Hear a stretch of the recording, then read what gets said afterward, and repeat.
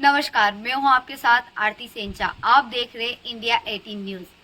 नजर डालते हैं तमाम बड़ी खबरों पर। तुमकुर जिला इकाई के अध्यक्ष चीनी पुरुषोत्तम की अध्यक्षता में वरिष्ठ पत्रकार वसंत नदीगेरा को शोक व्यक्त किया गया है। बता दें कि पत्रकार नदीगेरा का सोमवार सुबह निधन हो गया। इसलिए Tumkur district working journalist association ने संयुक्त कर्नाटक के संपादक वसंत नदीगर के निधन पर शोक व्यक्त करते हुए प्रार्थना की। इस दौरान तुमकुर जिला वर्किंग जर्नलिस्ट जिलाध्यक्ष चीनी पुरुषोत्तम के साथ सभी पत्रकार मौजूद रहे हैं।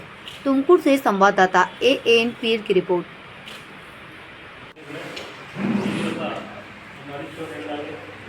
ನಮ್ಮ ನಾಡಿನ ಹಿರಿಯ ಪತ್ರಕರ್ತರು ಉತ್ತರ ಕರ್ನಾಟಕ ಪತ್ರಿಕೆಯ ಸಂಪಾದಕರಾದಂಥ ವಸಂತ ನಾಡಿಗರವರು ಇವತ್ತು ಬೆಳಗಿನ ಜಾವದಲ್ಲಿ ನಿಧನ ಹೊಂದಿದ್ದಾರೆ ಅನ್ನೋ ಸುದ್ದಿ ನಮಗೆಲ್ಲ ಪತ್ರಕರ್ತರಿಗೂ ಕೂಡ ಒಂದು ದುಃಖದ ಒಂದು ವಿಚಾರ.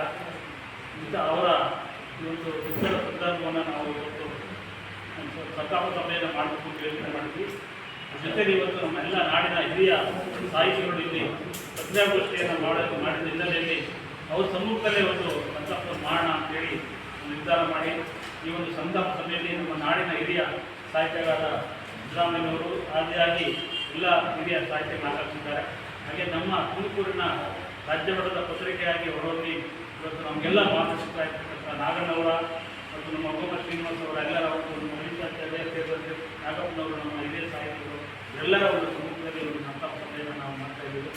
ನಾವು ಇತ್ತೀಚಿನ ದಿನಗಳಲ್ಲಿ ಅನೇಕ ಜನ ಪತ್ರಕರ್ತರು ನಮ್ಮನ್ನೆಲ್ಲ ಅಗಲ್ತಾ ಇದ್ದಾರೆ.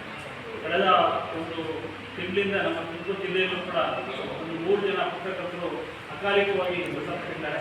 ಹಾಗೆ ನಾಡಿನಲ್ಲೂ ಕೂಡ ವಿವಿಧ ಭಾಗದಲ್ಲಿ ಪತ್ರಕರ್ತರು ಮತ್ತು ಈ ರೀತಿಯಾಗಿ ಯಾವುದೇ ಕೆಲವು ಪತ್ರಕರ್ತರು ಯಾವುದೇ ಅವರಿಗೆ ಕಾಯಿಲೆಗಳು ಕಾಣಿಕೆ ಹೆಚ್ಚಿದ್ದಾಗೆ ಹಾರ್ಟ್ ಅಟ್ಯಾಕ್ ಆಗಿ ನಿಧನ ಅನ್ನುವಂಥ ಪರಿಸ್ಥಿತಿ ಹೆಚ್ಚಾಗ್ತದೆ.